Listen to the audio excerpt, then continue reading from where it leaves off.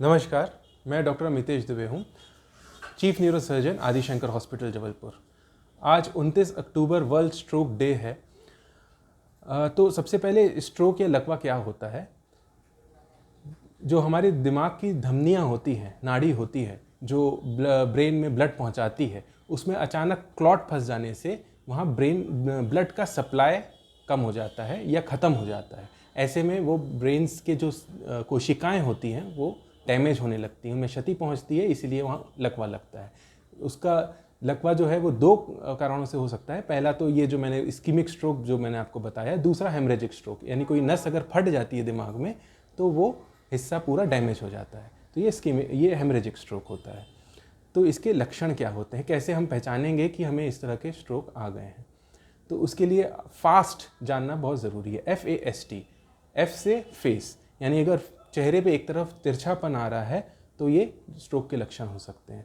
दूसरा A से arm, यानी हाथ अगर आप उठा के देखें, किसी एक तरफ कमज़ोरी आ रही है किसी एक दाएं या बाएं हाथ में, उसके लिए आप उठा के देख सकते हैं। ऐसे उठाने में कोई एक हाथ एक तरफ तिरछा जा रहा है, लटक रहा है, तो वो यानी कि लकवा के लक्षण वो हो सकता है।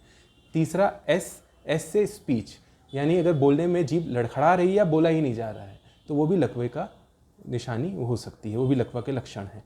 T से होता है टाइम, क्योंकि टाइम इसमें बहुत महत्वपूर्ण होता है, और अगर टाइम से इसका इलाज हो जाए तो इसका रिकवरी अच्छी होती है, और पर लेट करने पे इसकी रिकवरी बहुत अच्छी नहीं होती है। इसके अलावा उसके और भी लक्षण हो सकते हैं, यानी सर में तेज दर्द होना, चक्कर आना, बेहोश हो जाना, याददाश्त में दिक्कत रहना, भूल जाना, ये भी आपके लकवे के लक्षण, स्ट्रोक के लक्षण हो सकते हैं। तो यदि हमारे घर परिवार में किसी को इस तरह की प्रॉब्लम हो, इस तरह के लक्षण आ रहे हैं, तो क्या करें? सबसे पहले टाइम, क्योंकि बहुत ज़रूरी है, तो इसे पहचानना बहुत ज़रूरी है, जो हम फास्ट के ज़रिए जान सकते हैं। और अगर ऐसा होता है तो आप ऐसे अस्पताल में लाइए जहाँ न्यूरोलॉजिस्ट की सुविधा उपलब्ध हो और सिटी स्कैन भी उपलब्ध हो, क्योंकि इस तरह की बीमारी में तुरंत सिटी स्कैन करके ये जांच करना आवश्यक होता है कि ये इस्कीमिक स्ट्रोक है या हेमरेजिक स्ट्रोक है, क्योंकि दोनों के इलाज बिल्कुल अलग हैं। यदि इस्कीमिक स्ट्रोक है और आप समय पर लाते हैं तो 4.5 घंटे के भीतर ऐसी कई दवाइयाँ आती हैं जिसे हम थ्रोम्बोलिसिस करना बोलते हैं, उसके द्वारा ये क्लॉट को घोला जा सकता है, वापस ब्लड सर्कुलेशन चालू हो जाता है, दिमाग तक ब्लड पहुंचने लगता है और इस तरह के लक्षण में सुधार आता है और रिकवरी भी अच्छी होती है।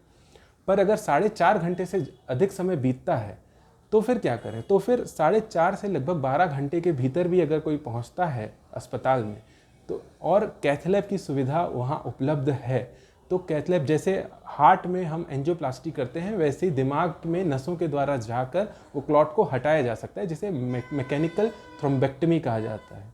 उससे भी इसमें 60 से 70% लोगों में अच्छी रिकवरी संभव है।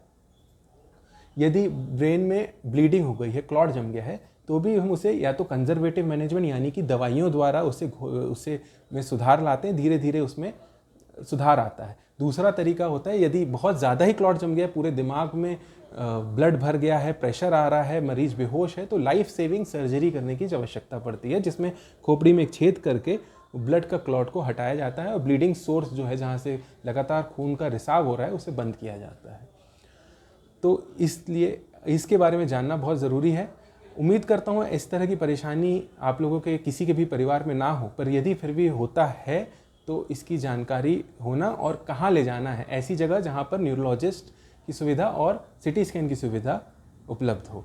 हमारे अस्पताल आदिशंकर हॉस्पिटल में ये दोनों ही सुविधा उपलब्ध है। मैं न्यूरोलॉजिस्ट हूँ, न्यूरोसर्जन हूँ, जो इस तरह की बीमारियों का इलाज करता है।